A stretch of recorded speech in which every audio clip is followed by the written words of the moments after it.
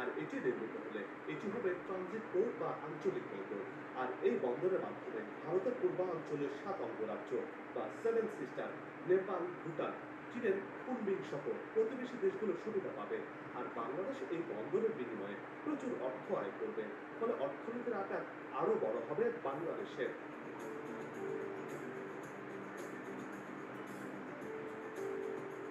গভীর সমুদ্র বন্দরের দীর্ঘদিনের স্বপ্ন এখন দৃশ্যমান।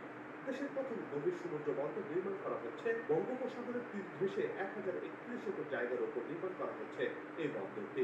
মাতারবাড়ি গভীর সমুদ্র বন্দর চ্যানেল চট্টগ্রাম বন্দর কর্তৃপক্ষের কাছে এরই মধ্যে হস্তান্তর করা হয়েছে। এখন থেকে মাতারবাড়ি চ্যানেলের ব্যবহার, সংরক্ষণ ও পরিপূর্ণভাবে নিয়ন্ত্রণ করবে চট্টগ্রাম বন্দর কর্তৃপক্ষ।